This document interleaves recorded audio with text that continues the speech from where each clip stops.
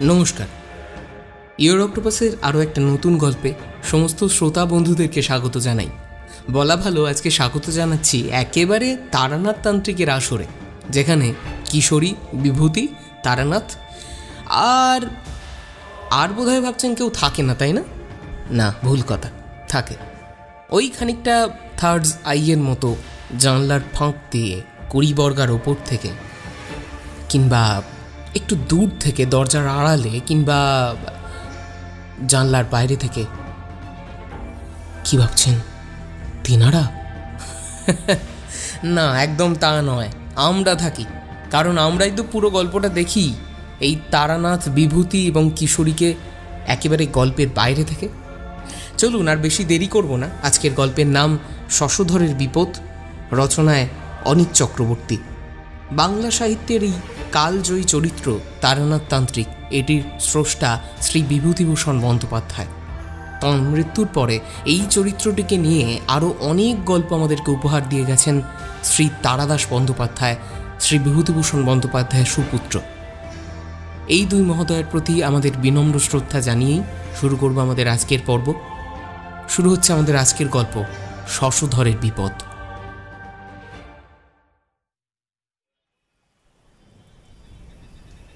সন্ধ্যের দিকেই তারানাথকে একেবারে ফাঁকা পাওয়া যায়, কারণ দেখেছি উনি সকালের দিকে বিশেষ ব্যস্ত থাকেন। আর ওনার ব্যস্ত থাকার মূলেই আছে তন্ত্রভিত্তিক কাজের সমাহার।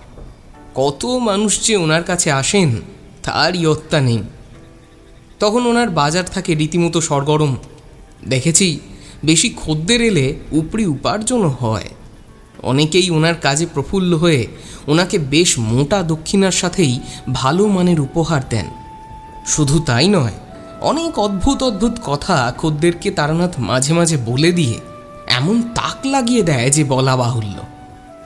তারানাথের মধ্যে এই কথা বলে মানুষের মনে আকর্ষণ সৃষ্টি করার বিদ্যাটা খুব ভালোই আছে, না হলে কি আর ভিড় এমনি এমনি হয়? ওনার করা নানাবিধ কাজ, যেগুলো আবার আমাদের মাথায় ঢোকে না যদি না উনি গল্প ছলে আমাদের বুঝিয়ে বলেন। সকালের দিকে এসেছি বহুবার, এমনকি রবিবারের দিনগুলোতেও ওনার সঙ্গে দেখা করার ইচ্ছেটাও হতো সকালের দিকেই, কিন্তু যতবারই এসেছি প্রত্যেকবারই দেখেছি কখনো বা খদ্দের নিয়ে, নইলে কখনো বা ওনার নিজস্ব সব কাজের মধ্যে উনি মেতে যেতেন। সকালের দিকে আমাদের আড্ডার আসর মোটে ভালো জমত না। আবার উনি যে বিষয়ভিত্তিক আমাদের গল্প শোনান, সেটা আবার একটু অন্ধকার হলেই বোধহয় বেশি শুনতে মজা লাগে, কারণ এমনিতেই ভৌতিক ব্যাপার স্যাপার সব কিছু রাতের দিকে ঘটাই ভালো।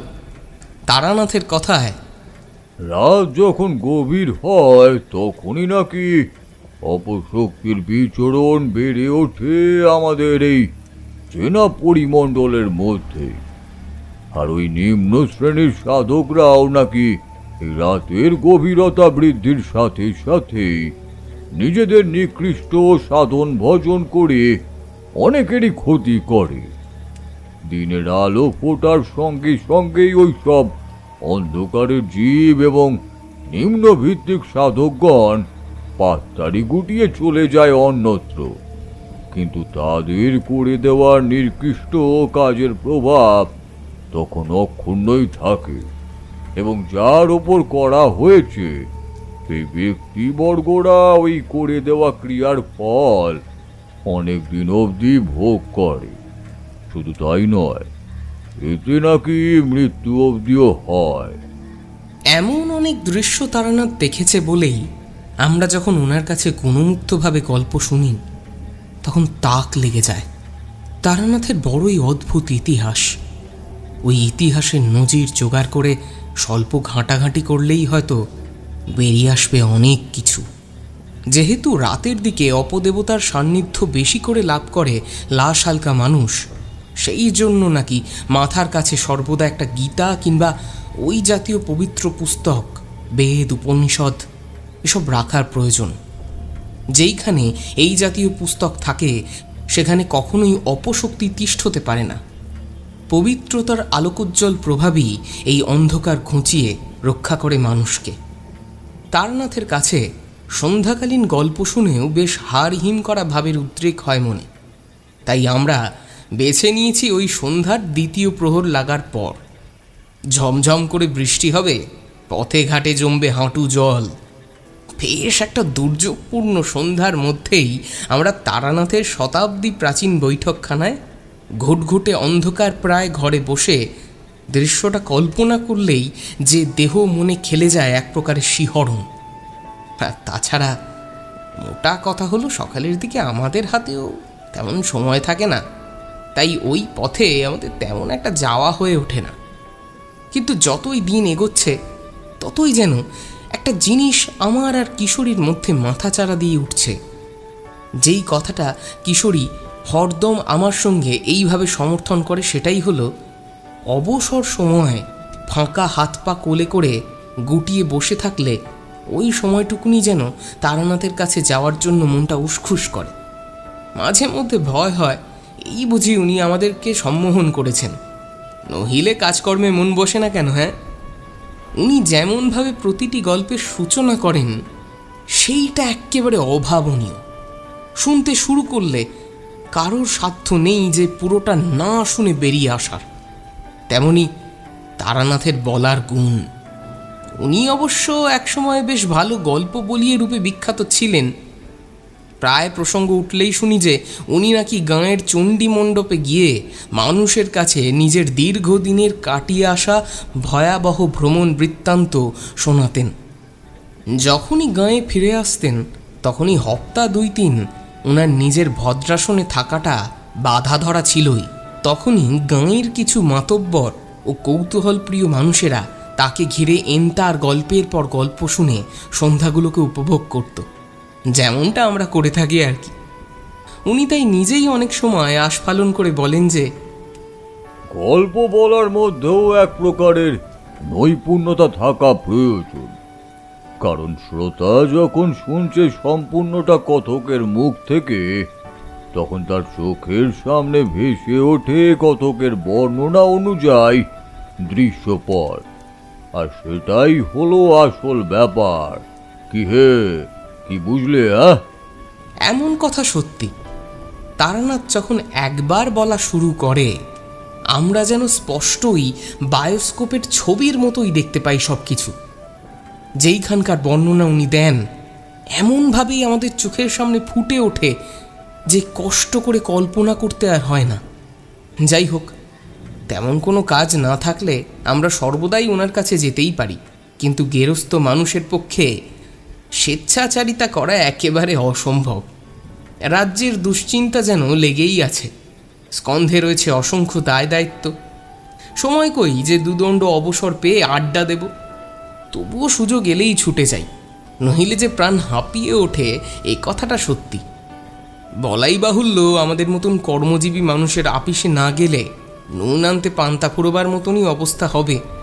এতদিন ধরে আপিস করেও পাকা চাকুরিজীবী যে কেন হতে পারলাম না সে নিয়েই আমার মনে আক্ষেপটা রয়েই গেল। মাঝে মধ্যে মনে হয় এর থেকে তারানাথের সহজ জীবন প্রণালী অবলম্বন করে নিতে পারলেই অনেকটা বেশি মুক্তি। তবে এটা সম্পূর্ণ আমার দেখার দৃষ্টিভঙ্গি। কিশোরী সেই নিয়েই একবার ঠাকুরমশাইকে ঠাট্টা করে বলেছিল, বেশ তো আছে ঠাকুরমশাই, কোনো দুশ্চিন্তা নেই। আপনি ঘরে বসে এর হাত দেখে দিব্যি জীবন কাটিয়ে দিচ্ছেন। আমাদের মতো বাধা ধরার সময় মেনে কি আপনাকে কোথাও যেতে হয়? সব কিছু অদৃষ্ট, বুঝলেন ঠাকুরমশাই। আমরাও যদি আপনার মতোই এমন সহজ জীবন পেতাম। সবই কপাল, কি বলো হে বিভূতি? কিশোরীর মাঝে মধ্যে বেফাস কথা বলার অভ্যেস আছে, তাই সে ঠোটকাটা ব্যক্তির মতোই অনর্গল কথাগুলো বলে যে কি আনন্দ পায় সেইটা সে ভিন্ন আমার পক্ষে জানা অসম্ভব। তারানাথ কিশোরীর মুখে ওই শুনে কটমট করে চেয়ে থেকে তারপর পানের ডিবে থেকে একখিলি পান মুখের মধ্যে চালান করে বিরক্ত কণ্ঠে ছড়া কেটে বললেন, নদীর এপার কহে ছাড়িয়া নিঃশ্বাস, অপারেতে সর্বসুখ আমার বিশ্বাস। নদীর ওপার বসি দীর্ঘশ্বাস ছাড়ে, কহে যাহা কিছু সুখ সকলই ওপারে। যদি এমনটা মনে হয় তবে এই পথেই এসে দেখো না কেন। আমার মতো জীবন তুমি অবলম্বন করে কতটা স্বাধীনতা অর্জন করতে পারো সংসার থেকে, বা সংসারের জাঁতা কলে যেইখানেই আমাকে পড়তে হয়েছে এইখানে তুমি সামান্য একজন সংসারকে উপেক্ষা করবে, এটাই বা কি করে সম্ভব? মায়ার দ্বারাই সংসারে আবদ্ধ জীব আমরা সকলেই। আর বলাই বাহুল্য যে এই ত্রিনাত্মক মায়ার সংসারে তুমি ততক্ষণ আবদ্ধ থাকবে যতক্ষণ না তোমার ওপর ঈশ্বর কৃপা করছে। রইল সাধক সন্ন্যাসীদের জীবন কথা, যেইখানে আছে প্রতি পদে বিপদের ঝুঁকি। আর যদি বিপদের কথা বাদ দাও তবে আছে কঠোর তপস্যা, বুঝলে? এইখানে তোমরা আসতে চাইছো, তোমাদের ভাগ্য সুপ্রসন্ন, নইলে এই পথে এলে আর ফিরে যাওয়ার উপায়ও নেই। আমার নিজের চোখে দেখা আছে কতই না সাধক এসেছে নিজের স্বেচ্ছায় অলৌকিক শক্তির মোহে, কিন্তু কই তারা সিদ্ধাই পেল কোথায়? শুনি, বরং আসনেই তাদের নিষ্ঠুর মৃত্যুও হলো। নিজের এই চর্মচক্ষে দেখেছি, বেশ মনে আছে সেই কথা। আমার নিজের গুরু ভাই বেপথগামী হয়েছিল, ছেলে খেলার বিষয় ভেবেছিল এই তন্ত্রশাস্ত্রকে। ফলত আমার গুরু নিজেও কিছু করতে পারলেন না, শুধু আক্ষেপ ব্যতীত। নবাগত বাদ দাও, আমার কথাই ধরো না কেন। আমি তো তন্ত্র সাধনার চিহ্ন নিয়ে জন্মেছি, আমার কপালে কটাই বার সিদ্ধি জুটলো বলো দেখিনি? শুধু কয়েকটা অতি তুচ্ছ ক্ষমতা পেয়েছি, যেগুলো দিয়ে আসু বিপদ আপদ টের পেতে পারি। ওই পেরেছি বেশ দূর অগ্রসর হতে। আর তোমাদের দুটির একটির মধ্যে এইসবের কোনো লক্ষণ টক্ষণ নেই, শুধু আছে বৈষম্যের লোভ আর লালসা। তাহলে এই পথে এলে কোনো ভণ্ডের কবলে পড়েই বিপদগামী হবে, এবং এসব দিয়ে তোমাদের প্রাণ সংশয়ের প্রবণতা বৃদ্ধি পাবে। শুনে রাখো, যা বলছি সেইগুলো সব তোমাদের মঙ্গলের জন্যই বলছি, এতে আমার কোনো সার্থকতা নেই, বুঝলে? এই পথে যদি আসতেই নিষেধ করছেন, তবে কেন আপনার বলা কাহিনী আমাদের বিশ্বাস করতে হবে? এই আধুনিক যুগে যেইখানে বিজ্ঞান তরতর করে এগিয়ে যাচ্ছে, সেইখানে আমাদের ঊনবিংশ শতাব্দীতে এসে এই তন্ত্রমন্ত্রের অদ্ভুত ক্রিয়াকলাপে বিশ্বাসী হতে হবে? না না ঠাকুর মশাই, আমি কিছুতেই মেনে নিতে পারছি না। আপনার কাছে ঘোর আপত্তি জানাচ্ছি। বেশ জোরের সঙ্গেই কিশোরী এই কথাটা তারানাথের দিকে চেয়ে বলল। তারানাথও গলায় উষ্মা ফুটিয়ে বলল, কখন বলেছি তোমাকে বিশ্বাস করতে? আমি তো আর তোমাকে মাথার দিব্যি দিইনি যে বিশ্বাস করার জন্য। শুধু বলেছি যে তোমাদের কাছে আর যাই মনে হোক না কেন, অন্তত পক্ষে আমার কাছে ওই কথা বলে আমার দীর্ঘদিনের প্রকৃত অভিজ্ঞতাকে মিথ্যে প্রতিপন্ন করতে পারো না তুমি। আর আমার বলা কাহিনীর প্রতি যদি এতই অবিশ্বাস, তখন আসোই বা কেন? আসো কেন সেটাই শুনতে চাই। তুমি এলে আমি তোমাদের নিজের জীবনের কাহিনী শুনিয়ে আড্ডার আসর জমিয়ে তুলি কি? তবে এই শুনতেই যে আমি একজন ভ্রান্ত ঠক, কথাটা ঠিক করে বলো কিশোরী। আজকে আমার স্থানে যদি কোনো সিদ্ধ যোগী থাকতো, তবে তার চোখ চাহুনিতেই তুমি অক্কা পেতে, এই আমি বলে দিচ্ছি। তবে এমনটা ভেবো নাই তারানাথ চক্রবর্তী মিথ্যে কথা বলছে। আমি নিজে সারা জীবনে যেটুকু দেখেছি সেটুকুই আমার কাছে যথেষ্ট সত্যি বলেই মনে হয়। আরে চোখে দেখা সত্যি ঘটনাগুলো তো আর মিথ্যে বলতে পারি না। কথা শেষ করে ক্রুদ্ধ হয়ে তারানাথ প্রায় উঠেই যাচ্ছিল। ব্যাপারটা বেগতিক হচ্ছে দেখে আমি শেষে পরিস্থিতি সামাল দিলাম এবং বিনম্র কণ্ঠে বললাম, আহা ঠাকুরমশাই, আপনি খামোকা শুধু শুধু কিশোরীর উপরে খেপে যাচ্ছেন। আমরা জানি যে আপনি অনেক কিছুই দেখেছেন, কিন্তু ব্যাপার কি বলুন তো, শুধু কাহিনী শুনেই এত কিছু বিশ্বাস করা আমাদের মতন শহুরে মানুষের পক্ষে দুঃসাধ্য। তাই ও নিজের খেয়ালে এইসব বলে। আচ্ছা, আপনি একটা কাজ করুন না, আপনি আমাদের আমাদের কিছু একটা দেখান যেটা দেখে আমরাও বিশ্বাস করব, আর আপনিও নিজের সিদ্ধান্তে অটল থাকবেন। এই তো অনেক দিন তো হলো আপনার কাছে আমরা আসছি, কিন্তু একটা সত্যি কথা বলি ঠাকুরমশাই, আপনার কাছে এসে তেমন কিছুই মানে অলৌকিক কিছু আর কি দেখতে পেলাম না।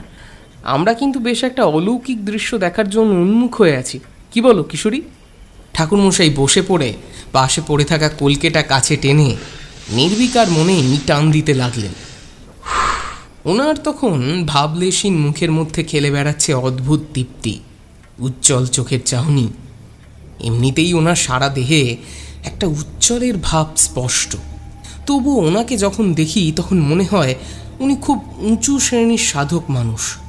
খুঁচিয়ে বের না করলে উনি কিছুতেই বলবেন না। উনি কলকের অল্প ছাই নিলেন ডান হাতের তালুর উপর, তারপর ওই ছাই নিজের বজ্রমুষ্ঠির মধ্যে রেখে বিড়বিড় করে কিসব দুর্ভেদ্য মন্ত্র পড়লেন, এবং পরক্ষণেই আমাদের কিছু বুঝে ওঠার আগেই কিশোরীর দিকে ফুঁ দিয়ে নিক্ষেপ করলেন। আমি আর কিশোরী উভয় যেন একটু অদ্ভুতভাবে ওনার পানে চাইলাম। তারানাথের মধ্যে তখন বিরাজ করছে কৌতুকের ভাব। এই ভাব দেখে মনেই হচ্ছিল যে উনি যেন কিছু একটা করবেন বলে মনে মনে ফোন দিয়ে আঁটছেন। তন্ত্রবিদ মানুষের পক্ষে হেন কোনো কাজ নেই যেইটা অসম্ভব। ক্রমেই আমার অনুমান সত্যের পথেই অগ্রসর হলো। দেখলাম কিশোরী যেন ধীরে ধীরে ঝিমিয়ে পড়ার মধ্যেই ঘুমিয়ে পড়ছে। ঠাকুরমশাই কিছুক্ষণ কলকে থেকে ধোঁয়া ছেড়ে কিশোরীর পানে কিছুটা এগিয়ে গেলেন, তারপর অদ্ভুতভাবে হস্তচালনা করলেন। সাধারণ হস্তচালনা সে মোটেই নয়, ওইটার মধ্যে একটা কিছু এমন ব্যাপার লুকিয়েছিল যা আর আমাকে চোখ ফেরাতে দিল না। মনে মনেই বুঝে ফেললাম নিশ্চয়ই আগমতন্ত্রের কিছু ক্ষুদ্র ক্রিয়ার প্রদর্শন করে উনি আমাদের দেখাতে চাইছেন যে তারানাথ কোনো ভ্রান্ত ঠগী নয়। অভিজ্ঞভাবে তারানাথের এই হস্তচালনা দেখে আমি স্তম্ভিত হয়ে গেলাম। উনি ধীরে ধীরে অনেক কথাই কিশোরীকে জিজ্ঞাসা করলেন, যেইটা এইখানে উল্লেখ না করলেও চলবে। তারপর পুনরায় যখন কিশোরীর ঘাড়ে ও মুখে ঘড়া ভর্তি মন্ত্রপুত জল ছিটিয়ে দিলেন, তখন কিশোরী স্বাভাবিকভাবে চোখ মেলে চাইল। কি হে কিশোরী, কেমন অনুভব করছো? উত্তর দেওয়ার আগেই আমি বললাম, ঠাকুরমশাই আপনি আপনি এইটা কি করে করলেন? এইটা তন্ত্রের প্রাথমিক স্তরের একটা ছোট্ট ক্রিয়া। তুমি সঠিক অনুমানই করেছ। আগমতন্ত্রের দ্বিতীয় পথের উল্লেখ আছে, একে বলে সম্মোহন বিদ্যা। এইটা যে আয়ত্ত করতে পারবে সে নিজের ইচ্ছেতে যাকে খুশি বশ করে ফেলতেই পারে। এই পদ্ধতিটা করার জন্য অনেক সাধ্য সাধনা করতে হয়েছিল, তবে গিয়ে এই কলকের ছাই দিয়ে আমি করলাম। মূল হচ্ছে কিন্তু বীজ মন্ত্র। ওই বীজ মন্ত্রটাই গুরু তোমাকে দেবে উপযুক্ত ভেবে। তবে আমার এই মন্ত্র প্রাপ্তির পিছনে অদ্ভুত একটা ঘটনাও আছে, যেটা আমি তোমাকে সত্যি বলছি, কোনো মিথ্যে নয়। তুমি বলেছিলে না আমার কোনো ক্ষমতা নেই, তবে এটা কি? আমি তো কিশোরীকে সাময়িকভাবে বশ করেছিলাম, যার ঘাড়ে জল দিতেই এর প্রভাব কেটে গেল। কিন্তু এর মারাত্মক প্রয়োগও আছে। ওই প্রয়োগ করে তান্ত্রিকরা কারুর ক্ষতি করার ইচ্ছাতে। তখন এর প্রভাব এমনি উগ্র পর্যায়ে পৌঁছে যায় যে ইচ্ছে থাকলেও সমস্ত কিছু নিয়ন্ত্রণের বাইরে চলে যায়। এই শক্তি দ্বারা তুমি চাইলে যাকে খুশি বশ করতেই পারো, সেই সাথে তাকে নিয়ে নিজের ইচ্ছা অনুযায়ী কাজও করিয়ে নিতে পারো। তবে খারাপ কাজেই অনেক নবাগত সাধকরা, এমনকি উচ্চ কোটির সাধকরাও মাঝে মধ্যে ব্যবহার করে। অনেক দেখেছি নিজের স্বচক্ষে। খুবই ভয়ঙ্কর প্রক্রিয়া এটা। যেই সাধক করায়ত্ত করতে পারে তার অসাধ্যকর কিছুই নয়। কিশোরী দেখলাম বেশ কিছুটা ধাতস্থ হওয়ার পর গোঁজ হয়ে বসে রইল। আমার মনেও সৃষ্টি হলো অনেক প্রশ্নের। সত্যি ঠাকুরমশাই, আপনি যা দেখালেন এই যে অবিশ্বাস্য। এখন নিজের চোখকেই যেন আমি বিশ্বাস করতে পারছি না। আপনি এটা কি করে করলেন ঠাকুরমশাই? কিশোরী, আচ্ছা কিশোরী, তুমি কি কিছু অনুভব করেছো অস্বাভাবিকজনক কিছু? তার মুখে তেমন কোনো কথা নেই। বলাই বাহুল্য, সে যে তখন থেকে চুপ করে রয়েছে, আর কোনো বাক্যটি তার মুখ থেকে বেরোচ্ছে না। তারানাথ ভেতর থেকে চায়ের ট্রে নিয়ে এসে আমাদের সামনে রাখল। কিশোরীকে জিজ্ঞেস করে তেমন কিছুই উত্তর পাবে না, কারণ সে এখনো আচ্ছন্ন আছে, বুঝলে। অল্প বশীভূত করেছি, তাতেই দেখছি যে কাহিল হয়ে পড়লে। আর যদি কদাচিৎ কোনো নির্দিষ্ট তান্ত্রিকের হাতে গিয়ে পড়ো, তবে তো কিছুই আর বলার নেই। হে আর বিভূতি সব কিছুই জানতে পারবে, কিন্তু তার আগে চা খাও। আর তারপর শুনে রাখো, তন্ত্রবিদ্যা এমন এক গুরুমুখী বিদ্যা যে যদি তুমি সঠিকভাবে ওইটা সদ্গুরুর কাছ থেকে আয়ত্ত না করতে সক্ষম হও, তবে দুনিয়ার কোনো কিছুই তোমার কাছে অজানা থাকবে না। এই কথা আমি হলফ করেই বলতে পারি। শুধু বীজ মন্ত্র জপ করলেই যদি কার্যসিদ্ধি হতো, তবে তো আর গুরুরই প্রয়োজন ছিল না। সকলে গুণবান তান্ত্রিক কিংবা উচ্চ কোটির সাধক শ্রেণীর আয়তায় পড়ত। যাই হোক, এবার বলি, তখন আমি খুব কম বয়সী। শুধু তন্ত্রপথে এসেছি হলো সবে 3 বছর হলো। দীক্ষা হয়নি। মাইলের পর মাইল পথ হেঁটে অক্লান্ত পরিশ্রমের পর একটা ডেরা খুঁজছি, যেখানে কিছুক্ষণের জন্য আশ্রয় পাবো। তোমরা তো জানোই আমি কেমন ভবঘুরে বৈরাগী মানুষ। আমার ডেরা বলতে শুধুই মন্দিরের ধুলি ধূসরিত প্রশস্ত চাতাল, বৃক্ষের ছত্র ছায়া, আর দ্বিতীয়ত হচ্ছে গিয়ে ওই স্থান যেখানে মানুষ মৃত্যুর পর মহা সমারোহে গমন করে, ওরফে শ্মশান ভূমি। শ্মশান ভূমিটাই আমার কাছে অত্যাধিক গুরুতর বলেই মনে হতো। তা কি কারণে সেটা জানো নিশ্চয়ই। কারণ ওইখানে গেলেই মনের ভিতর থাকা সমস্ত পাপ, তাপ, ভোগ, বাসনা সবকিছুই ধুয়ে মুছে যায়, আর সাধকের মধ্যে জন্মাতে থাকে নিষ্প্রিয় ভাব। ওই নিষ্প্রিয় ভাবের দরকার কোনো সাধনায় উন্নতি করতে গেলে অনেকটাই প্রয়োজন হয়। অনেক শুনেছি যেই সাধক নিজের নিম্নভিত্তিক ইচ্ছে নিয়ে কাজ করতে গেছে, তার অদৃষ্টে জুটেছে শুধুই ভয়ঙ্কর পরিণাম। শুধু তাই নয় হে, শ্মশানের বাতাবরণ তোমাদের কাছে খারাপ ও অশুভ মনে হলেও কিন্তু আমার কাছে ওইটা ছিল বেশ উপভোগ্য। কেউ কোথাও নেই, একাকী একটা গাছের ছায়া বসে দেখে ইষ্টকে এক মনে স্মরণ করব। এর চাইতে কি আর ভালো হতে পারে? মনে রাখবে, যেইখানে মানুষের অত্যাধিক সমাগম, এইখানে আর যাই হোক উপাসনা স্থলের মতো শান্তিটা বিরাজ করে না কখনোই। হাঁটতে হাঁটতে যেইখানে উপস্থিত হয়েছিলাম, এইখানে আশেপাশে বেশ কিছু ঘর বাড়ি চোখে পড়ছিল বই কি, তবে সমস্ত চত্বর জুড়ে কেমন যেন এক প্রকার নিঝুম ভাব বিরাজ করছিল। আমার পৌঁছানোর সময় দুপুরের অন্তিম সময় হলেও তখন বেশ ভালোই রোদ্দুর বিরাজ করছিল চত্বর জুড়ে, আর ছিল কিছু কিছু ছোট্ট ডোবা পুকুর। জলে টইটুম্বুর ওই ডোবার ওপর একপাল হাঁস মনের আনন্দে ঘুরে বেড়াচ্ছে, তবে খুব একটা মানুষ চোখে পড়ল না।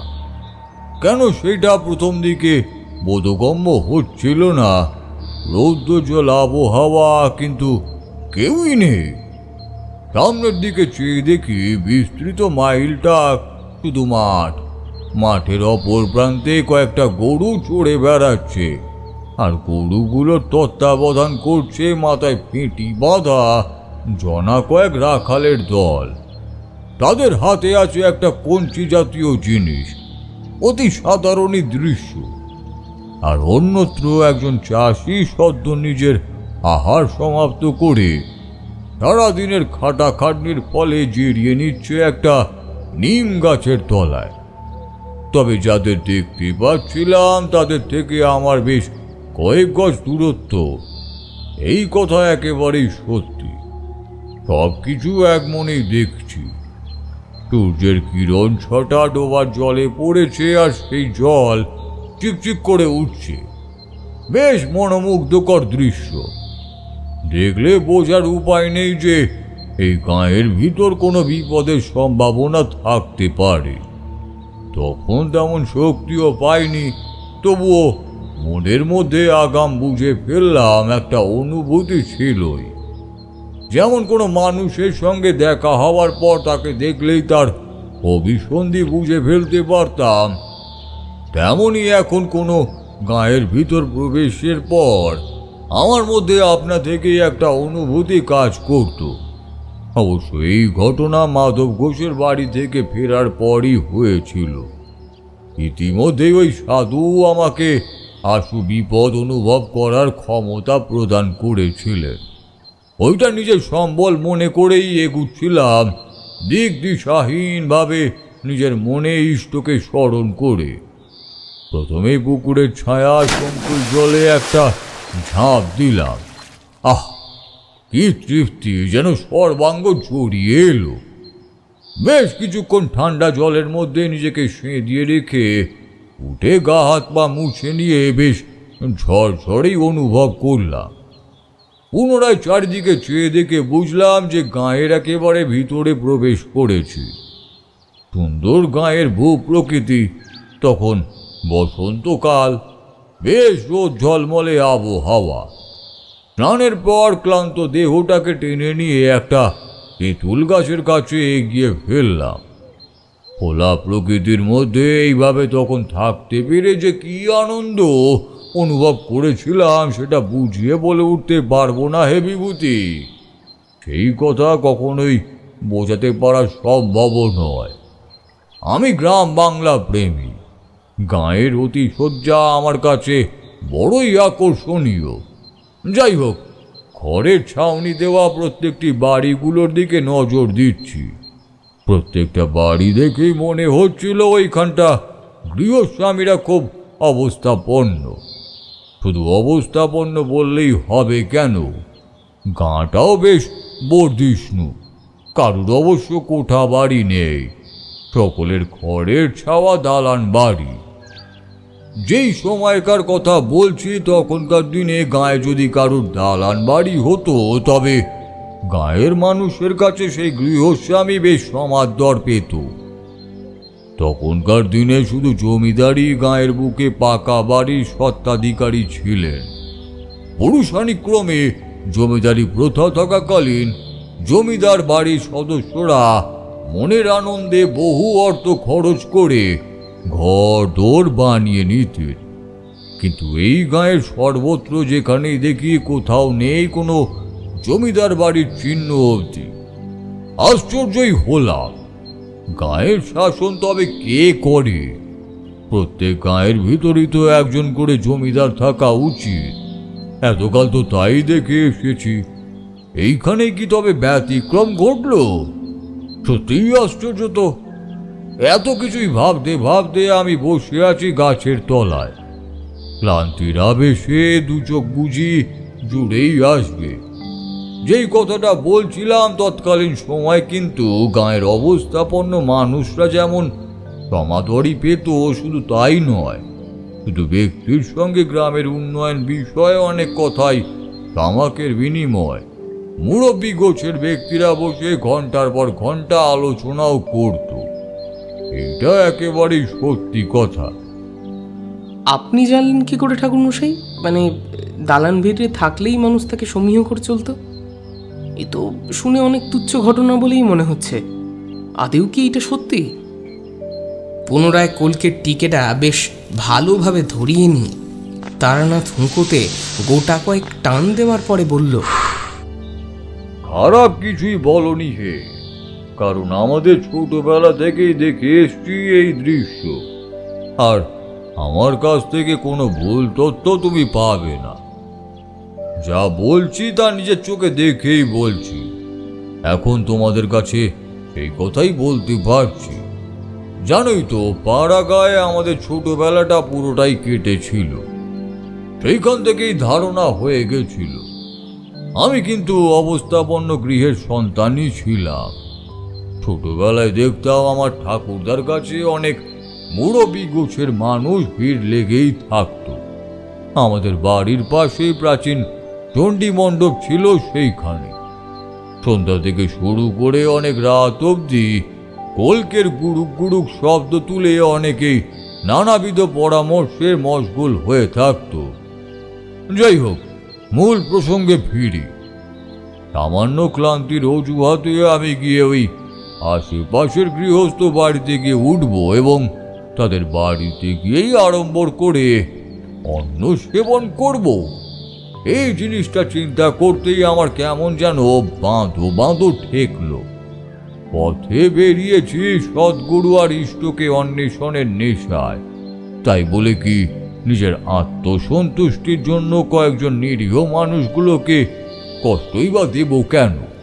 তারা যতই অবস্থাপন্ন হোক না কেন, আমার কিন্তু এমনটা ইচ্ছে মোটেই ছিল না। আমার গুরু বলেই ছিলেন যে কখনোই নিজের কার্যসিদ্ধির জন্য অন্যের বিড়ম্বনার কারণ হবে না। এতে নাকি ইষ্টদেব রুষ্ট হন এবং সেই সাথেই ক্ষমতা কমতে আরম্ভ করে। তোমাদের তো প্রথমেই বলেছি যে আমার ওই রূপ মনোবৃত্তি কোনোদিনও ছিল না, বা কোনো কালেই ছিলই না বলতে গেলে। কারণ আমার বাড়িতে তো আর ভাতের অভাব ছিল না। সংসার ছেড়েই যখন বেরিয়েছি সাধক জীবন অতিবাহিত করব বলে, তখন খামোকা কেনই বা আমি ওই গৃহস্থ মানুষদের কাছে আশ্রয় বা নেব? মনে মনে নিজেকে প্রস্তুত করেই রেখেছিলাম। অনেক বাধা বিপত্তি ও কষ্ট আসবে এই কথা জেনেও বৈরাগ্য ভঞ্জন হয় এমন কাজ কোনোদিনও করিনি। যাই হোক, তেঁতুল গাছটার দিকে যথেষ্ট নিরিবিলি দেখে পোটলা থেকে যত সামান্য মুড়ি বাতাসা বের করে সেই খেয়েই সাময়িক ক্ষুধা নিবৃত্তি করার পর আমি চোখ বুঝলাম। এমন পথে ঘাটে দিব্যি দিবা নিদ্রা দেওয়ার অভ্যেস আমার তখন হয়েই গেছে।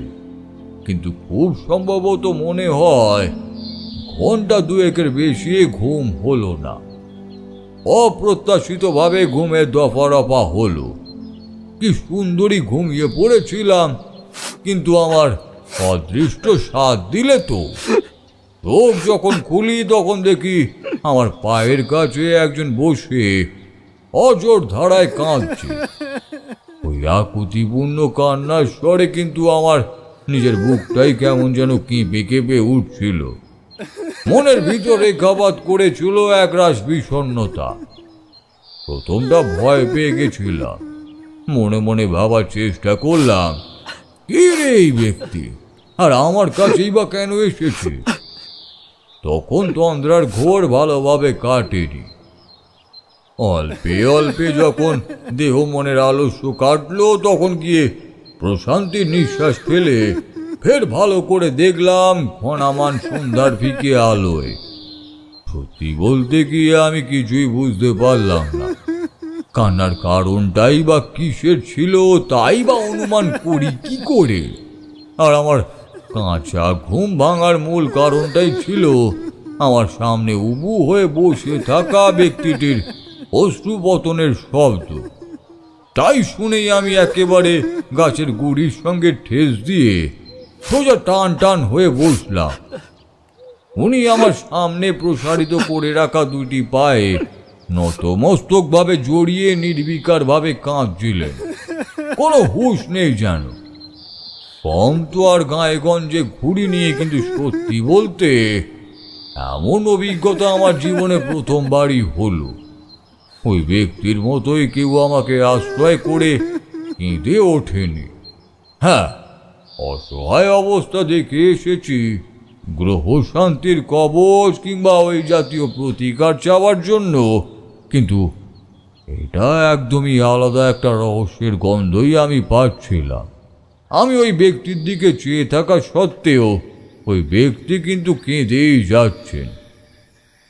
অন্যদিকে সময় অতিবাহিত হচ্ছে দেখে আমি এবার ওনার দৃষ্টি আকর্ষণের জন্যেই ঈষৎ গলা ঝেড়ে দিলাম এবং ঠান্ডা গলায় বললাম,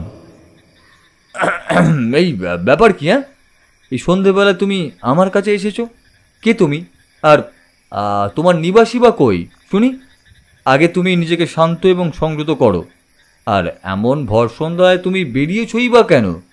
জানো না সন্ধ্যার পর গৃহ থেকে বেরোনো উচিত নয়? উগ্র অপশক্তি তখন প্রভাব কাজ করে।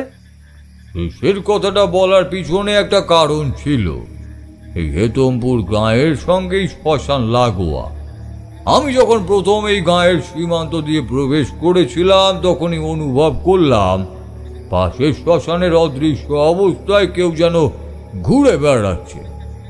ওই শ্মশানের ভিতরে দিনের আলোয় প্রবেশ করিনি, যা বনঝোপ দ্বারা সমগ্র চত্বর আবৃত, আর শুনতে পাচ্ছিলাম কেউ যেন নিভৃতে কি সব মন্ত্র আওড়াচ্ছে।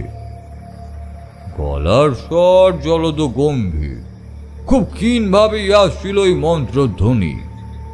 বনের অতলে কেউ যেন নিজেকে আত্মগোপন করেই গুপ্ত ক্রিয়ার মগ্ন করছে। মনের ভিতরটা তখনই কেমন যেন হয়ে গেল। বুঝলাম এইখানে দাঁড়িয়ে থাকার ওই দুর্ভেদ্য মন্ত্র শ্রবণ দেহ মনের জন্য ভালো নয়। তাই আমি দ্রুত পায়ে ওইখান থেকে চলে আসি। তারপর যদিও ওই অনুভূতি হয়নি একটিবারের জন্য। আমি একজন সাধক মানুষ, তাতেই আমার সর্বাগ্য কেমন যেন কেঁপে কেঁপে উঠছিল। আর ওই ব্যক্তিটি তখন থেকে সন্ধ্যার ঘোর লাগা অন্ধকারে নিজেকে বাইরে রেখেছে। জানো তো বিভূতি, দেখে ভীষণই অবাক হলাম। বলাই বাহুল্য, সন্ধ্যা ঘনিয়ে আসার পর আর কেউই ছিল না। রাখাল কখন যেন নিজের গরুর পাল নিয়ে ফিরে গেছে। ক্ষেতের চাষিরাও কাজ শেষ করে অনেকক্ষণ আগে পাত্তারি গুটিয়েছে। এখন শুধু আমি আর ওই ব্যক্তি, সেই সাথে বিরাজ করছে অপ্রাকৃত নিস্তব্ধতা। পরিবেশের গতিক ভালো না বুঝেই ওই অপশক্তির কথা বলেছিলাম। অর্থাৎ এই গাঁয়ের প্রতিটি অংশেই একটা ভয়ঙ্কর নিম্নভিত্তিক শক্তির একটা প্রভাব আমি টের পাচ্ছিলাম। বলা ভালো যে ওই শক্তির প্রভাব অন্ধকার ঘনিয়ে আসার সঙ্গে সঙ্গে যেন আরো উত্তরোত্তর বৃদ্ধি পাচ্ছিল। এমনটা কখনোই অনুভব করিনি এর আগে, কিন্তু এই গাঁয়ের আনাচে কানাচে অন্ধকার হওয়ার পর থেকে বিলক্ষণ অনুভব করছিলাম, যেন কোনো অন্ধকারের জীবকে স্বেচ্ছায় কেউ জাগিয়ে তুলেছে। তেমনি ওই ব্যক্তির কাছে জেগে ওঠা অন্ধকার জীবের নজর বেশ ভালোভাবেই পড়েছে, যার ফলে ওই ব্যক্তিটির ওপর একটা যে কালো শক্তি প্রভাবে কাজ করছে এটা বলাই বাহুল্য। স্পষ্টই বুঝতে পারছিলাম আমার ক্ষমতা দ্বারা যদি এই মুহূর্তে তাকে না বাঁচাই তবে মনে হয় তিনি বেশি দিনই হলোকে আর স্থায়ী হবেন না। যেভাবে ওই ব্যক্তির আশপাশ জুড়ে বিরাজ করে ওই শক্তির বন্ধনী, তাতে ওনার ওপর অদৃষ্টের কৃপা আছে বলেই ওই ব্যক্তি এখনো বেঁচে বর্তে আছেন। নইলে কখন যে ওনার পঞ্চত্ব প্রাপ্তি ঘটত সেটা একমাত্র ঈশ্বরই জানেন। আর জেনে রাখো, পঞ্চত্ব প্রাপ্তিটাও হতো খুবই ভয়ঙ্কর ভাবে। ভয়ঙ্কর ওই পরিণতির কথা আমি যদিও বা অনুভব করতে পারছিলাম, কিন্তু উনি যেন ওই সম্পর্কে নির্বিকার। উনি অন্য কোনো কারণে মানসিকভাবে বিপর্যস্ত, কিন্তু ওনার নিজের ওপর যে সংকটের করাল ছায়া ঘনিয়ে আসতে পারে এইটা ওনাকে কে বোঝাবে? প্রশ্ন করার পর আকাশের ঈশান কোণে চেয়ে রইলাম। দেখি ধীরে ধীরে সূর্যদেব পশ্চিম দিকে অস্ত্র যাচ্ছে, তো আকাশে কমলা আভা লেগেই রয়েছে, ফুরফুর করে বাতাসও বইছে। যাই হোক, উনি আমার দিকে এইবার চাইলেন। দিনের আলো ক্ষীণকায় হওয়া সত্ত্বেও আধো অন্ধকারে চোখ সয়ে যাওয়ার পর আমার দেখতে তেমন অসুবিধা হচ্ছিল না। পরিষ্কার দেখি যে বছর 24-এর একজন হৃষ্টপুষ্ট দোহারা গরনের যুবক আমার সামনে বসে আছে। গায়ের বর্ণ খুব সম্ভবত কৃষ্ণকায় হলেও জৌলুস আছে। তার পরনে একটা ছেঁড়া ফাটা ফতুয়ার খাটো ধুতি, আর তার পোশাকে তেমন পরিপাট্যর ছাপও নেই। দারিদ্র সর্বত্র বিদ্যমান। কাঁধে ঝুলছে একটা গামছা। দেখলে এক নজরে চাষি বলেই মনে হওয়া খুব অস্বাভাবিক নয়। তার মুখ একেবারে অশ্রুসিক্ত হয়ে উঠেছে, দুই চোখের মধ্যে অসহায় দৃষ্টি, যেন আর কোনো উপায় নেই ওনার কাছে। আমার করা প্রশ্ন ও শেষের দিকে দেওয়া উপদেশের কিছুই যেন সে শুনতে পেল না, আর পেল না বললেই সে ওইভাবেই চেয়ে আছে। মানসিক বিপর্যয় জীবনে সব মানুষেরই ওই অবস্থা হয়, এতে অস্বাভাবিকের কিছুই নেই। আমি ফের তাকে অভয় দিয়ে পুনরায় বললাম, কি হয়েছে? তুমি এইভাবে কান্নাকাটি বা করছো কেন? আর আমার কাছেই এসেছো কি জন্য বলো দেখিনি? দেখো, তুমি যদি আমাকে নিজের সমস্যা বলো তাহলে কিন্তু আমি কিছু একটা চেষ্টা করতে পারি। তাই তুমি আমাকে নির্ভয়ে বলো তোমার কি সমস্যা হয়েছে। বেশ কিছুক্ষণ স্থিরভাবে তাকিয়ে থাকার পর ওই ব্যক্তি হাতের উল্টো পিঠ দিয়ে চোখের জল মুছে আবেগ ভরা কণ্ঠে বলতে শুরু করলেন। আগে আমার নাম শশধর গড়াই, এই হেমন্তপুরেই থাকি আমি। আমাদের পৈতৃক আমল থেকেই এখানে নিবাস। তবে সম্প্রতি বেশ দুর্ভোগের মধ্যে দিয়ে দিন অতিবাহিত করছি আমরা। তাই নিয়ে আমার আর চিন্তার শেষ নেই ঠাকুর মশাই। আমি ব্যক্তিগতভাবে আপনাকে চিনি, আর চিনি বলেই এই কথাটা জানি যে আপনি শুনেছি অনেক অসাধ্য সাধন করতে পারেন। তাই আপনার কাছেই ছুটে এসেছি ঠাকুর মশাই। এখন আপনি ভরসা আমাদের। এই শশধরকে যদি কেউ বাঁচাতে পারে তবে সে হচ্ছে আপনি তারানাথ তান্ত্রিক। আপনার মতো সাধকরা জন্মেইছেন মানুষের ভালো করার জন্যে। দয়া করে আমাকে ফিরিয়ে দেবেন না। আপনার কাছ থেকে ফিরে গেলে আমার যে বাড়ি যাওয়ার মুখ থাকবে না ঠাকুর মশাই।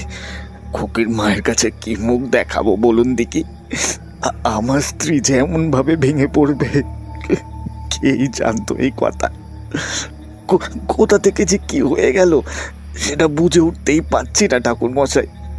কতই না অন্যের আশ্রয় নিয়েছি, বলেছি যে আমার খুকিকে ভালো করে দিতে, কিন্তু তারা কিছুই করতে পারলো না। বরং আমার খুকি দিনকে দিন আরো যেন মানসিকভাবে ভারসাম্যতা হারিয়ে ফেলতে লাগলো।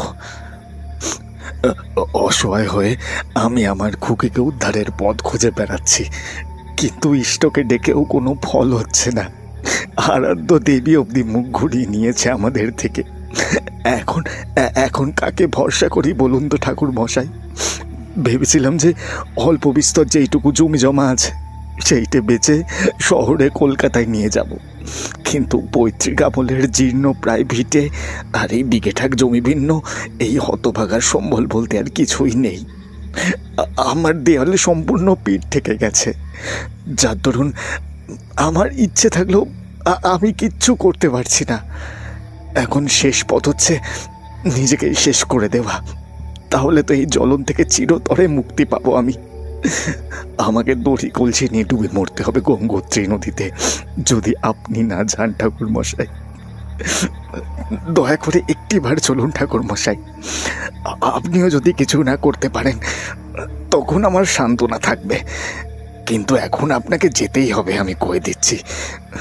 একবার শেষ চেষ্টা আমি করে দেখতে চাই ঠাকুর মশাই, একটিবার চলুন। ওই ক্রন্ধনরত ব্যক্তিটি কাঁদছেন আর আমাকে নিয়ে যাওয়ার জন্য পীড়াপিড়িও করছেন। বুঝলাম ব্যক্তিটির জীবনে অনেক বিপদ। যেহেতু আমি অনেক মানুষের সঙ্গেই মেলামেশা করেছি, তাই বহুদিন মাইলের পর মাইল কাটাবার ফলে আমার মধ্যে এক প্রকার ধারণা হয়েই গেছে। মানুষের মন পড়ে ফেলতে খুব ভালোভাবেই পারি আমি। এর সাথেই আরেকটা আশ্চর্যজনক বিষয় হলো এই যে উনি আমাকে এইভাবে চিনে ফেললেনই বা কি করে। সত্যি বলতে কি, আমি এই শশধরকে তো আগে কখনো দেখেছি বলে তা কিছুতেই মনে করতে পারলাম না, অথচ উনি আমাকে দেখেই চিনে ফেললেন। আমি যে তন্ত্র সাধনা করি এই কথা আমাকে দেখে বুঝে ফেলার তো উপায় নেই, কারণ আমি প্রথাগতভাবে ওই কপিন ধারণ করে পথে ঘাটে ঘুরে বেড়াই না কখনোই। আর 4-5টা স্বাভাবিক মানুষের মতোই আমি সাধারণ পরিচ্ছদ পরেই সাধু সঙ্গের জন্য অনুসন্ধান করে বেড়াই আর খুঁজি সদ্গুরু। সত্যিকারের সদ্গুরু আমাকে দেখলেই বুঝতে পারেন আমার কোনো অভিষ্ট আমাকে টেনে এনেছে বাইরে। যার কাছেই আমি যেতাম তার কাছে শুরু হতো আমার তন্ত্রবিদ্যার পাঠ। মনে রাখার বিষয় হলো এই যে আমি তন্ত্রবিদ্যাটার পরিধি অনেকটাই ব্যাপ্ত। এক একজন সাধক এক এক শাখায় সিদ্ধ হস্ত। যাই হোক, সেই কথায় পরে আসছি। আমি ওনার দিকে সন্দিগ্ধভাবে চেয়ে রইলাম। আমার কাছ থেকে সাহায্য পাবেন ভেবে নিয়েই শশধর কিছুটা ধাতস্থ হলেন এবং পূর্ণ দৃষ্টিতে আমার পানে চেয়ে বললেন, ঠাকুর মশাই, আপনি হয়তো এই ভাবছেন যে আমি কি করে আপনার ব্যাপারে জানলাম, তাই তো? এর সত্যিকারের কারণ হলো, কিছুদিন আগেই আপনি ওই শ্যামশেরগঞ্জে একটা পরিবারকে বিপদের হাত থেকে রক্ষা করেছিলেন। হয়তো আপনার মনে আছে, ওই গায়ে আমার এক জ্ঞাতি থাকে, তার সাথে আমার নিত্য যোগাযোগ আছে। আমার খুকির যখন অবস্থা সঙ্গীন, তখন আমি তাকে ভালো ডাক্তারের জন্য পত্র মারফত অনুরোধ করি। তাই শুনে তিনি আমাকে ভালো ডাক্তারের সন্ধান দিলেও বলেছিলেন যে একবার তারানাথ তান্ত্রিকের কাছে যেতে। সেই সাথে আপনার অনেক কীর্তি প্রচারক করেছিলেন, তা বলাই বাহুল্য। আমি বুঝতে পারছি না ঠাকুর মশাই যে আমার খুকির কি হয়েছে। এখনো অবধি ওকে যা দেখে আসছি তাতে ওকে সুস্থ বলে মনে হয়নি। একরত্তিরও অস্বাভাবিক কথার সাথে অস্বাভাবিক আচরণ করছে। বলুন তো ঠাকুর মশাই, কোন বাবা এটা মেনে নিতে পারে? আমার আর ওই একটা সন্তান বই, আর কেউ নেই ঠাকুর মশাই। সে যদি কোনো খারাপ কিছুর কবলে পড়ে মৃত্যুবরণ করে, তখন আমার এই বুকে যে কষ্ট দুমড়ে মুচড়ে উঠবে ঠাকুর মশাই। হে মা তারা, তুমি সহায় হও সবার। ঠাকুর মশাই, আমার মনে হয় মা আমার প্রার্থনা শুনছেন। আপনি ওই বিখ্যাত সাধক যিনি কেন এসেছেন এই দুঃখের দুঃখ দূর করতে। তাহলে আর সময় নষ্ট না করে আপনি চলুন আমার সাথে ঠাকুর মশাই। আমি নিজে দায়িত্ব নিচ্ছি, আপনার সেবার কোনো রকমের ত্রুটি হবে না। হয়তো নিজের খুব রাজকীয় হালে আপনাকে রাখতে পারবো না, কিন্তু গরিবের ভিটেতে যদি একবার পদার্পণ করেন, তবে আমি আপনাকে কথা দিচ্ছি আপনার সেবার কোনো রকমের ত্রুটি হবে না। চলুন ঠাকুর মশাই।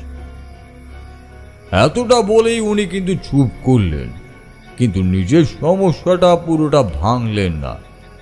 বুঝলাম পথে উনি অনেক কিছুই বলতে চাইছেন না। আমি তখন নিজে উঠে দাঁড়িয়ে ওনাকে টেনে তুললাম। উনি খুবই কষ্টে সৃষ্টে চলতে লাগলেন। সামনে পথ আঁধারে আবৃত হয়ে গেছে বলাই বাহুল্য। শুরু হয়েছে সন্ধ্যার প্রথম প্রহর। এতপুরে সমস্ত গৃহস্থ বাড়ি থেকে ভেসে আসছিল শঙ্খধ্বনি। চলতে চলতেই উনি বললেন, জানেন ঠাকুর মশাই, আমার বাড়িতেও নিত্য এমনি সন্ধ্যায় দ্বীপ পড়তো, কিন্তু এখন কুকের এমন মর্মান্তিক অবস্থার পর ওই পাঠ কবেই চোখে বকে গেছে। আদৌ কি কোনোদিন আর পড়বে তা জানা নেই। আমার স্ত্রী পারুল তো মেয়ের দুঃখে কেঁদে কেঁদে একেবারে নিজের চোখের জল শুকিয়ে ফেলেছে। এখন মৃত্যুবরণ করা ছাড়া আমাদের কাছে আর কোনো পথ খোলা নেই ঠাকুর মশাই। একটা মানুষ কতটা সন্তান শোকে আকুল হলে বলো তো দেখি বিভূতি, ভেঙে পড়ে। শশধরের সঙ্গেও হলো ঠিক তাই।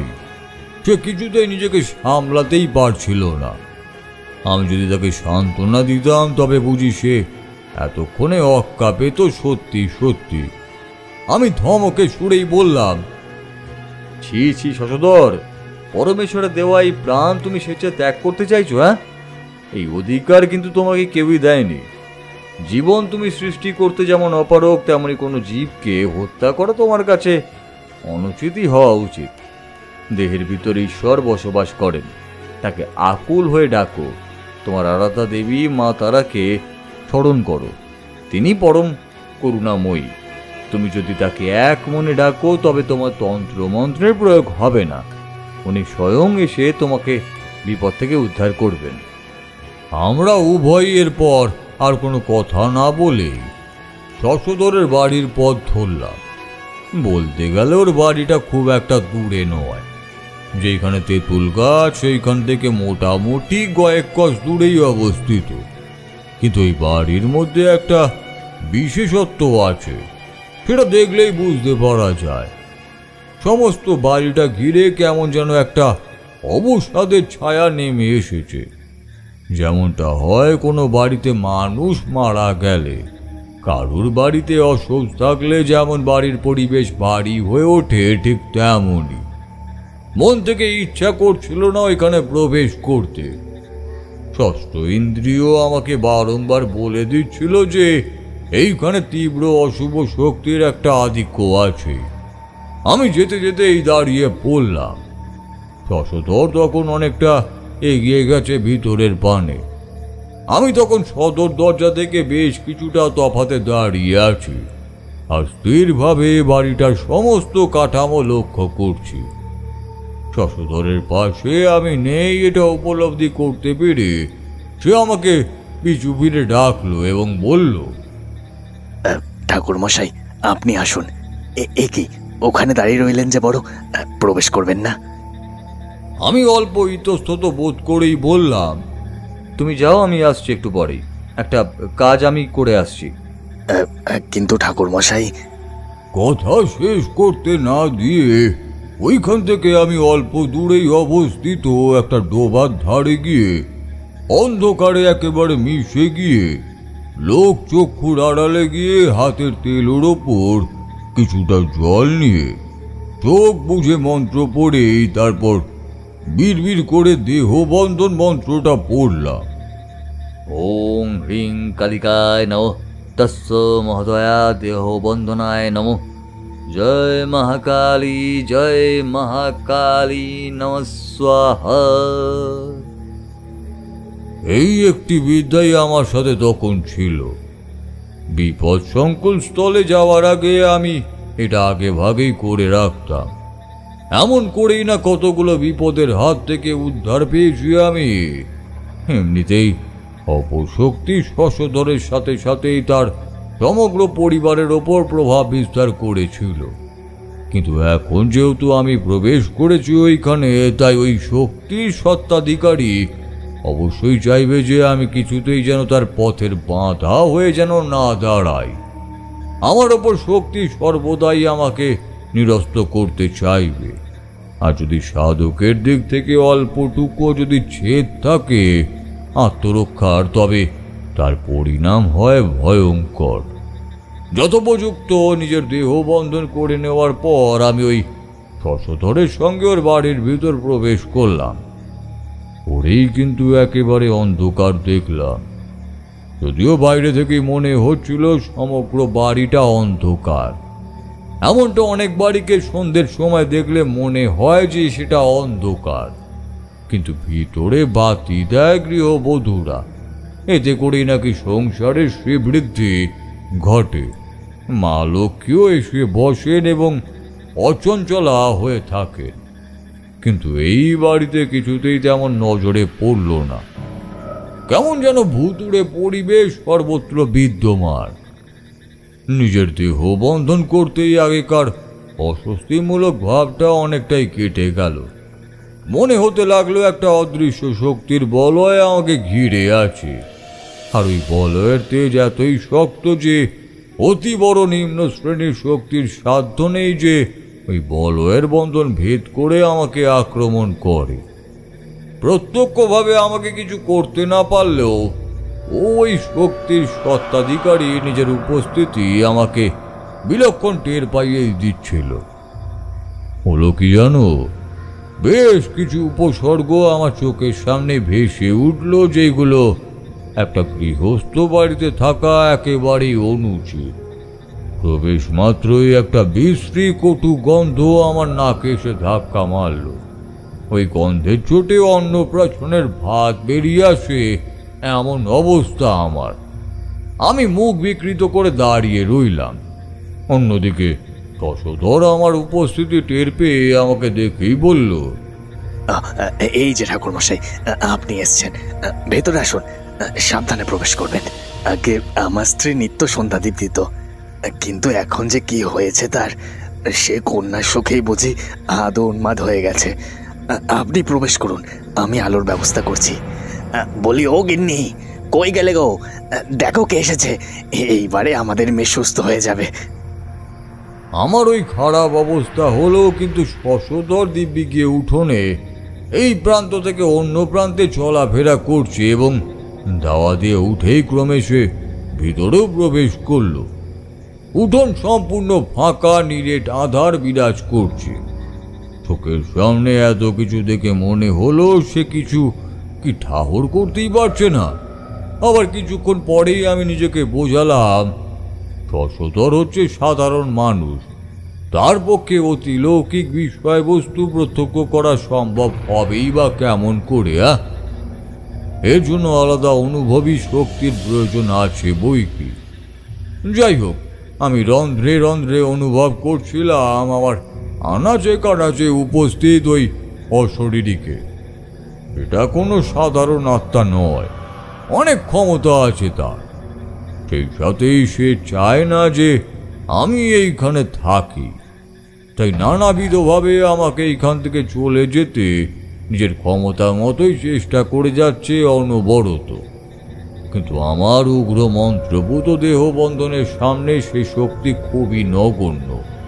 ওই দেহবন্ধন না থাকলে আমার কপালে দুঃখই ছিল। অনেক বড় সাধক অবধি নিজেকে না বাঁধলে নিম্ন শক্তির কাছে হেরে যায় এবং তার মর্মান্তিক পরিণতিও হয়। অল্প কিছুক্ষণ পরেই দেখলাম ভিতর থেকে একজন টলমল পায়ে বেরিয়ে আসছে। আলু থালু তার বেশভূষা, মাথার চুল অযত্ন বর্ধিত। ওটাই বুঝি শশধরের স্ত্রী। পিছু পিছু শশধর নিজের হাতে কুপি ধরে বেরিয়ে এলো। তার ডান হাতে আলোটা আর বাম হাতে একটা বছর 15 মেয়ে, গাছ কোমর করে শাড়ি পরা।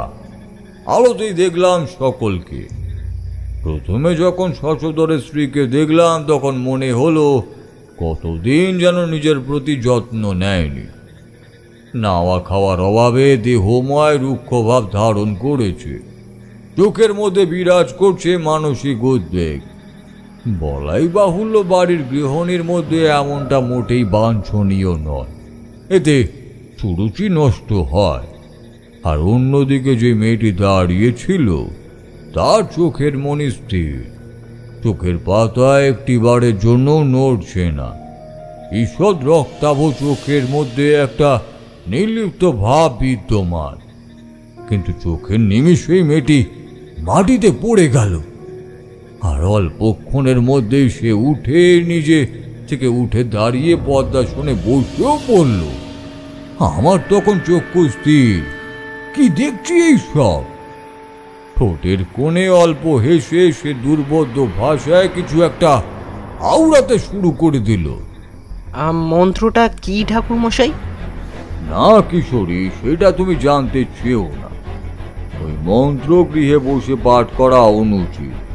আর মন্ত্রটা জেনেই বা তুমি কি করবে? এইসব মন্ত্রের এমনই জোর যে উচ্চারণ মাত্র এই পরোক্ষভাবে ওই মন্ত্র যে আওড়াচ্ছে তার উপর কুপ্রভাব বিস্তার করে। গল্পটা শুনে রাখো। আমি যখন দেখলাম যে ওই মন্ত্রটা সে আওড়াচ্ছে, তখন আমার বুকটা ছ্যাঁত করে উঠল। কারণ সাধন পথে বেশ কিছুদিন থাকার পর আমার জানা হয়ে গিয়েছিল যে কোন মন্ত্র কোন দেবী। বিশেষত আমি যেহেতু প্রচুর সাধু সঙ্গ করতাম, তার জন্য বেশ কিছু সাধকরা নিজেদের জীবনের অভিজ্ঞতা আমাকে শোনাতে। তেমনই কথায় কথায় একজন সাধু আমাকে এই ভয়ঙ্কর মন্ত্র সম্বন্ধেও অবগত করেন। তিনি বলেছিলেন এইসব অতি জাগ্রত মন্ত্র। নিম্নভিত্তিক তন্ত্র সাধকরা ওই মন্ত্রকে নিজের কূট ও বিশিষ্ট সিদ্ধির জন্যই বেশিরভাগ ব্যবহার করে। কিন্তু গৃহী মানুষের এইসব জিনিস শোনা থেকে বিরত থাকাই উচিত, নইলে হিতে বিপরীত হওয়ার সম্ভাবনাটাও খুব বেশি থাকে। তাহলে ভেবে দেখো কি ভয়ঙ্কর সংকটের মধ্যে দিয়ে শশধর দিন অতিবাহিত করছিল। তার মেয়ের শরীরে প্রবেশ করা দুরাত্মা কিন্তু এককালে ছিল ভয়ঙ্কর মারণ সাধক। সে গুরুর পরামর্শে নানাবিধ ভয়ঙ্কর সাধনা করে মানুষের জীবনে বয়ে আনত অশান্তি। আমি ভেবে নিয়েছিলাম যে এই মেয়েটি নিজের মধ্যে নেই। এতক্ষণ যে অপশক্তি সম্পন্ন আত্মাটা ঘোরাঘুরি করছিল, সেই ওই বালিকার দেহের মধ্যে ঢুকে নিজের অসম্পূর্ণ কাজটা করে এই পরিবার তথাপি সমগ্র হেতমপুরকে অবক্ষয়ের পথে ঠেলে দিচ্ছে। এখন উপায় এই মন্ত্রপাঠ করে যাওয়ার ফলে সৃষ্ট মারাত্মক এক ঝড়ের। বললে বিশ্বাস করবে না, কোত্থেকে একটা থানিটে সে সপাটে শশধরকে আঘাত করল। শশধর চিৎকার করে মাটিতে পড়ে গেল। সমগ্র উঠান চত্বর গেল সেই সাথেই রক্তে ভেসে, আর তার কপাল ফেটে রক্ত ঝরতে লাগলো। আমি তখন মরিয়া হয়ে উঠেছি। মন্ত্রপাঠের সাথে সাথেই মেয়েটিকে উন্মাদিনীর মতোই উচ্ছ্বাসিত হাসিতে ফেটে পড়েছে। সে এক দেখার মতোই দৃশ্য। বছর 15 মেয়েটির অট্ট হাসির সাথে ওই ভয়ঙ্কর ঝড়ের দাপট, আর সেই সাথে তীব্র জলদগম্ভীর কণ্ঠে মন্ত্র উচ্চারণ প্রমুখ দেখে আমি প্রায় দিশেহারাই হয়ে পড়েছিলাম। আমি উৎসুকভাবে তারানাথকে প্রশ্ন করলাম এবং তিনি আমার উত্তরে ইতিবাচক ঘাড় নাড়লেন ও আরও বললেন, ওই অবস্থায় দাঁড়িয়ে আমি ক্রমে নিজের গুরুকে স্মরণ করতেই ব্যস্ত ছিলাম। আমি চোখ বুজে ওইখানে মেয়েটির সামনে ধ্যানমগ্ন হলাম এবং গুরুকে স্মরণ করতেই মনে হলো যেন নিজের চেতনা যেন আস্তে আস্তেই চলে যাচ্ছে, আর আমি অর্ধ চেতনার মধ্যে কেবলই কিছু একটা বলে যাচ্ছিলাম।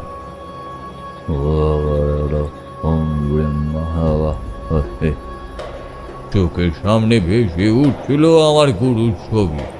যদি তিনি অনেকদিন হলো দেহ রেখেছেন, কিন্তু আমাকে বলে দিয়েছিলেন যে আমি যদি তাকে এক মনে স্মরণ করি তাহলে তিনি আমাকে সাড়া দেবেনই এবং আমার করণীয় সমস্ত বিধান বলে করিয়ে নেবেন, খুব যদি সংকটাপন্ন অবস্থা হয় তবে। মেয়েটি দেখি নিজের আসন ত্যাগ করে বাইরে অন্ধকারে বেরিয়ে গেল। আমিও তাকে ধাবা করার ইচ্ছায় বেরুবার উদ্যোগ করলাম। তার হাঁটার ভঙ্গিমা দেখে আমার মনে হচ্ছিল কেউ যেন তাকে ডাকছে, আর ওই ডাকেই সাড়া দিয়ে শশধর বাবুর মেয়েটির চোখ বুজে নগ্ন পায়ে নিজের গন্তব্যের পথে এগুচ্ছে। আমিও তার পিছু পিছু নিয়েছি, কিন্তু পিছু নিলেই বা ওই মেয়েটিকে যতই আমি অর্ধচেতনে ধাবা করছি, ততই যেন ঝড়ের দাপট বেড়ে যাচ্ছে। কি প্রলয়ঙ্কারী সেই ঝড়ের গতি! গাছপালা ভেঙে পড়ছে। যেহেতু আমার দেহ বন্ধন করা ছিল তাই রক্ষে পাচ্ছিলাম। যাই হোক, ধীরে ধীরে ওই অন্ধকারে মেয়েটিকে অনুসরণ করে আমি শ্মশানের বন বাদর ভেঙে সেই স্থানে এসে উপস্থিত হলাম। সেইখানে দিনের বেলাতেও এসেছিলাম। প্রথমে প্রবেশ করিনি, দিনের আলোয় শুধু বাইরে থেকে দেখেছিলাম বলি, কিন্তু এখন অন্ধকার ভেদ করে প্রবেশ করতেই হলো। আমাকে যেই করেই হোক ওই বালিকাকে উদ্ধার করতেই হতো, নইলে যে তার সমূহ বিপদ। পায়ের নিচের শুকনো ঝোপঝাড় মারিয়ে খুব সন্তর্পণে এগুচ্ছি। অনুসরণ করতে করতে এমন একটা জায়গায় এসে উপস্থিত হলাম যে যেখানে গাছের আধিক্য কম, আর একটা চক্রের মতো করে লাল আবির দিয়ে গণ্ডি বানানো, স্বল্প ব্যক্তি গণ্ডি। আমি একটা জিউলি গাছের গুড়ির কাছে গিয়ে নিজেকে আত্মগোপন করলাম।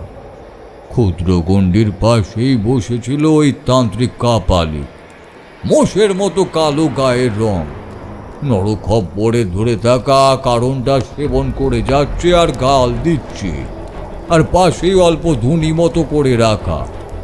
বালিকাটি যখন এসে দাঁড়ালো তার সামনে, তখন তাকে দেখে অট্ট হাসি করে উঠলেন। সেই হাসির দমকেই শ্মশান চত্বর কেঁপে উঠল। উনি ধরা গলায় বললেন,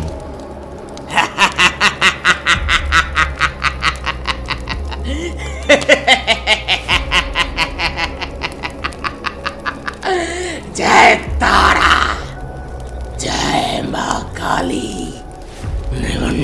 মালিনী। বস, ওই গণ্ডির মধ্যে বসে থাক। আমি নির্দিষ্ট সময়ে তোকে নিজের কাজে আহুতি স্বরূপ ব্যবহার করব। কিন্তু না, বালিকাটি বসল না। তার সম্পূর্ণ মুখটা ছিল চুল দিয়ে ঢাকা, যার ফলস্বরূপ তার মৌখিক অভিব্যক্তি জানা, তাও আবার ঝিম ধরা অন্ধকারে প্রায় অসম্ভবই ছিল। কাপালিক ওই একই উক্তি আরো কয়েকবার করলেন এবং করার পর তার মুখে ভয়ে বিবর্ণ হয়ে গেল। তারপর যেটা ঘটলো সেটা দেখার অপেক্ষায় আমি আর ছিলাম না ওইখানে। প্রাণ নিয়ে যত দূর দৌড়ানো সম্ভব ততটা দৌড়ে ফিরলাম শশধরের বাড়ি। আর ওইখানে চৌকাঠে হোঁচট খেয়ে মাটিতে পড়েই জ্ঞান হারালাম।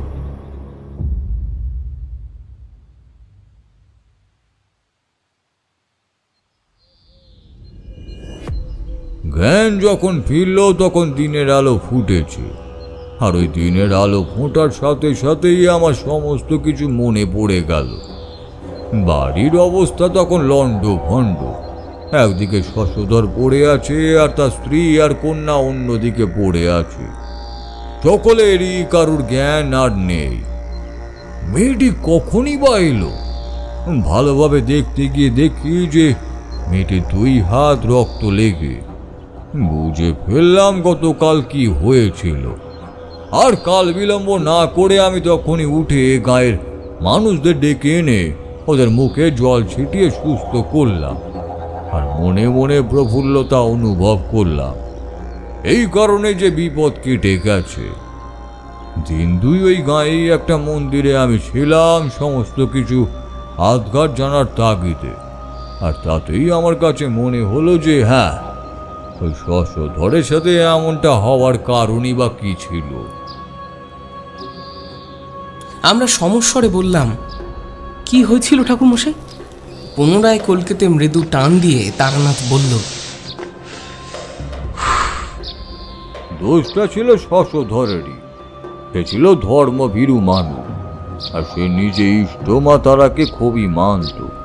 আর তাই সে বেশিরভাগ সময় নিজেকে গৃহবিমুখ রেখে হেতমপুর শ্মশানে অতিবাহিত করত স্বাচ্ছন্দ্য বোধ করতে। এইবার কি হলো, ওইখানে একজন কাপালিক এসে জুটেছিল। এ সুযোগ সন্ধানী ব্যক্তি। সে শশধরকে দেখে মনে করেছিল যে একে যদি ফাঁদে ফেলা যায় তবে তার নিজের কাজ সম্পূর্ণ হবে। ইতিপূর্বেই তার একজন চেলা ছিল, সে সাধনা করতে গিয়ে সামান্য ত্রুটির জন্য নিষ্ঠুর হত্যার শিকার হয়। তার আত্মারও গতি হয়নি। সে প্রায় নিজের গুরুকে বলতো এই কথা যে তার উদ্ধারের পথ যেন বাতলে দেয়। ওই জন্যই প্রয়োজনীয় ছিল একজন সুলক্ষণা বালিকার। তার দেহ আশ্রয় করে কিছু নিয়ম শৃঙ্খলা মানলেই কেল্লা ফতে। ওই বালিকাকে নিজের ইষ্টের কাছে সমর্পণ করতে পারলেই সব বাধা বিপত্তি কেটে যাবে। হলো ঠিক তাই। ওই কাপালি কৌশলে তার শিষ্যকে মন্ত্র পড়ে ওই শশধরের বাড়িতে চালান করলো, আর শশধর সেটা জানতেও পারল না। শুধু কাপালিক যা যা করতে বলেছিল তাই করলো মুখ বুঝে। আর এমনকি নিজের কন্যাকে শ্মশানে নিয়েও এসেছিল যার ফলস্বরূপ ওই কাপালিকের কাজ সহজ হয়। কিন্তু কাপালিক শেষ রক্ষা পেল না বলাই বাহুল্য। তার মৃত শিষ্য সে জেনেই ফেলেছিল যে তার এইরূপ অকাল প্রাণের জন্য তার গুরুই দায়। তাই যখন তার আত্মা ওই বালিকা দেহের ভিতর ভর করেছিল, তখন সে ভেবে নিয়েছিল আর কিছুই করার নেই, যখন তখন প্রতিশোধ গ্রহণ করতেই হবে। তাই সে নিজের গুরুকেই হত্যা করেছিল নিষ্ঠুরভাবে, আর নিজেও ওই বালিকার দেহ ছেড়ে চলে গেছিল নরকের উদ্দেশ্যে। আমি সব কিছু জেনে ওই বাড়িতে একটা ভালোক্ষণ দেখে শুনে একটা শক্তি পূজাও করলাম। সব কিছু প্রায় যখন স্বাভাবিক, তখন ওই শশধর আমাকে ধরে আকুতি সুরেই বলল, ঠাকুর মশাই, আপনি স্বয়ং ভগবান। আপনি ছিলেন বলেই আজকে আমার মেয়ে রক্ষা পেল। কি বলে যে আপনাকে ধন্যবাদ দেব আমার জানা নেই ঠাকুর মশাই। আপনি সাক্ষাৎ ভগবানের দূত ঠাকুর মশাই। আমাকে এই যাত্রায় বাঁচালেন আপনি। না হে শশধর, আমি কেউই নই। তুমি এখন ভালোভাবে সংসারের কাজে মন দাও আর ঈশ্বর সাধনা করো, দেখবে সমস্ত দোষই কেটে যাবে। চলে এলাম ওই হেতমপুর থেকে। আজ থেকে প্রায় 20 বছর আগের কথা হে। ওই স্মৃতি এখনো আমার মনে আছে। গল্প শেষ হতেই তারানাথ উঠে দাঁড়ালেন এবং দীর্ঘশ্বাস ফেলে বললেন, মনে রাখবে, পাপ কারোর বাপ কেউ ছাড়ে না।